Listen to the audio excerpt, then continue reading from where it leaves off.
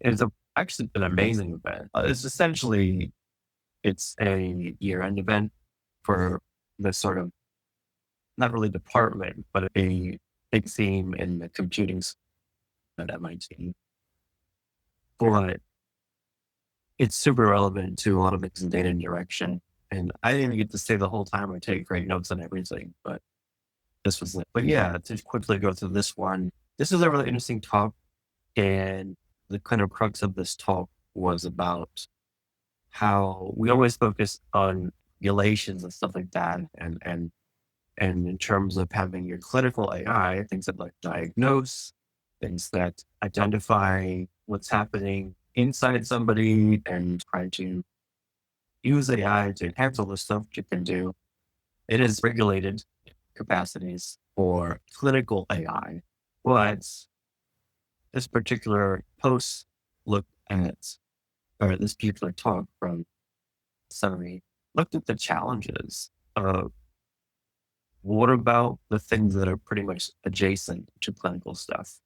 And it's like in this case, it was about, like an example was scheduling, like gender. If someone is labeled as a gender of female, they may be slanted towards, maybe you don't need to come into the office yet because of just certain biases or trainings or whatever.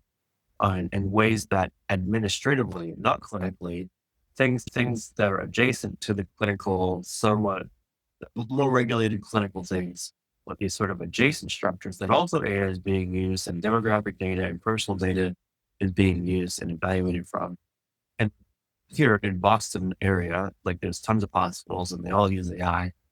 And this, I don't know if it was a joke or sort of just a reality, but basically all the machine learning teams, all hospitals have these machine learning teams in the basement to try to fix problems that happen. And she was basically saying that it's nice to have that, but how do we get towards actually trying to create better models to begin with and realize that the use cases for the models and the biases that they have, even if they're not in a portable clinical setting, still have a gigantic amount of influence and are imperfect. And we need to keep the pressure on making that better. So it was an interesting talk, especially with, I have done some work in a similar space about getting this juxtaposition between getting data from a patient and then making a care plan and then the implementation of the care plans. I know they're all in critical areas, but if you will, the bias or the challenge space for each of them is different and potentially immense. So, yeah, this was just a deep dive into that. I don't really recall some of our solutions or what we do about this, other than the obvious make better products and try to diffuse the biases and all that stuff. But what I tried to do in this post, and I won't go through everything, is a little bit of pictures up there, a little bit of a session proper the main website. And I've tried to find some papers or at least relevant links for the speakers and stuff like that. Part because we might come back here and a lot of the interns that I've been interviewing or anyway, if they're undergrads, like this is a nice real world primer to say, hey, what in this space looks appealing to you? And give them some examples of, oh, I like this, but I don't know a lot. Here's very clear examples of a lot of the things around sort of applied data science, data ethics, responsible AI, and so on. But it's quite interesting. This is from Josh Tenenbaum's lab. Josh Tenenbaum, we periodically mention, and I get excited because I find her to be one of the better folks that's fighting this good fight between cognitive science matters in the world and working to justify relative to a lot of pressures from AI that he's doing. I think the human mind is like, but he's in the thick of it and he's doing good things. And Sydney Levine is a very interesting presenter. You don't really get to see this super well, but she's basically coming up with this a triple theory of moral cognition, the ontology of consequentialism, contractualism. And I will get into that right now, but it was a very interesting talk. And there's quite a bit in the alignment space that's a worthy topic for sure. Supply chain is interesting. System salesman has done a lot in this space. And a very interesting comment in Q&A, which I did not put here, I can remember.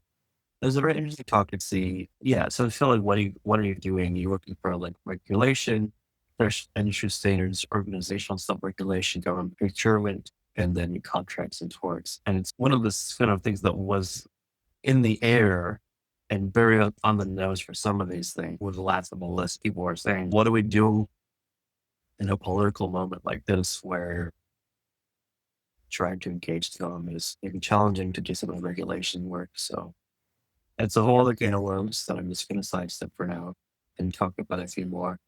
Algorithmic homogeneity, a critical topic. There are a number of links to reference here. I don't think I should probably write up more here in this space, but basically it was looking at unintended collusion between different people using the same algorithm or the same software, impacts on creativity, the nature of competition and how generative AI facilitates that or not, and systemic risk in financial systems. There's a lot going on here. Same data, similar correlation, but unintended coordination. And there was a little bit about different groups basically using the pitfalls and the opportunities for good things and bad things when same algorithm is used everywhere. If you train a model based on all this data that's in, let's say, America, because it's probably where a lot of the bigger models are focused, how does it do when you go to the global south, go to a totally different region? And just looking at it's not necessarily perfect.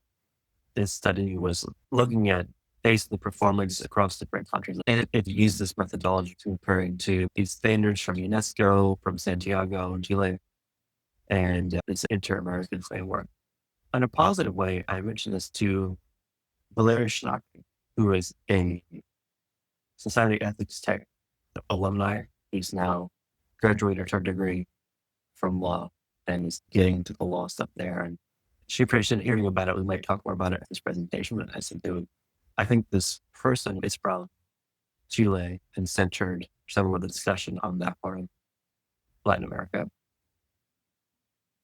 The result is recommendations of cooperation, synergy, leveraging AI, and all these things. Nice put the end of futures here, but is it distributed evenly or not? And it is not. But I'm not kidding. Anyway, the mathematics of love making it was also very good. This is the key takeaway. This should probably be highlighted. So it's very interesting to see law, legal things, governments. This was I think LobbyView is a database. Yeah, let's look at that. Firm level lobbying congressional bills database from Insum Kim. And this was a 2018 paper, but it's been in development for a long time. And it's just been interesting to zoom out, like the level of care, duration that it takes to really do stuff. You can see this is a 2018 paper, right? And there's been a lot of development on it since then. And so this is a nice intro paper at that time. You can see how GPT at the level that it is now didn't exist at that time. I'm always looking for ways to convey the rapidity of what's happening and how much it's moving at warp speed or light speed. And then you got somebody in a bicycle. You're saying, okay, how do we align these two people in the travel? And it's a rough show. So even though the person's on the bicycle, like the distance they're covering and where they're going really matters, even if it's not as fast as tech is just completely, let's say the word, disrupting. Because these efforts are important, and especially for things that are very relevant now in terms of seeing who makes what kind of builds. A big takeaway from all this was smaller firms tend to be negation oriented, like trying to challenge stuff, whereas large firms propose their own stuff or have an agenda or are acting on behalf of a major think tank that does a very large agenda. And this was an attempt to put the surveillance powers of AI back on the people with power, which I think is basically the name of the game on many fronts. And this is attempting to regulate and document, bring visibility to lobbyists in this case. And finally, I'll briefly go over, this is a very interesting topic. Probably Tsai, who's I think, director of the GovLab, and Alex. I don't know if Alex was there or not. Of course, Alex is the Stanford contingent we talk about reimagining democratic engagement, facilitating large-scale open dialogues between citizens to strengthen collective decision-making. So what is this?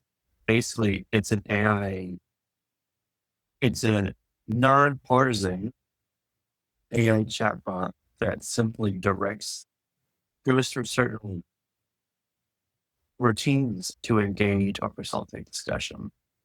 And it has these sort of different modules or operations. And you have Socratic dialogue, facing the crowd, dynamic deliberation, comment ordering, and preference aggregation. Okay, never mind. So it would be different modules. What we're learning so far is, can these platforms encourage more of the social ethical benefits of deliberation? Basically, with the Socratic dialogue, when there's a general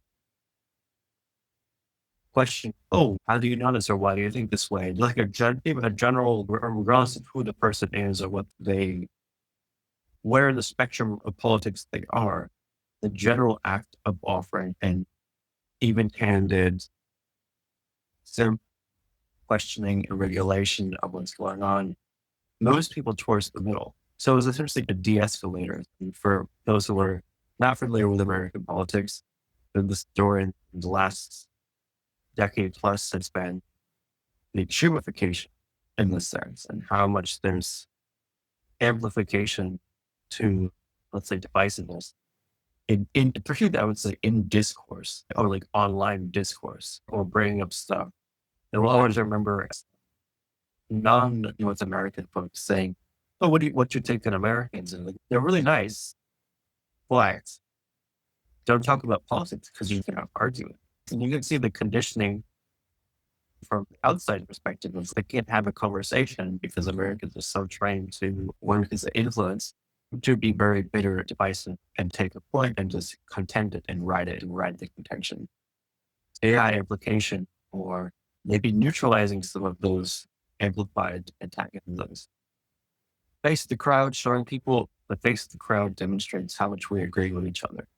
And then I think facing the crowd, maybe getting wrong, not just trying to combat the loudest voices in the room and saying, here's what everybody actually is thinking about this kind of deal, as opposed to just centering the potential worries.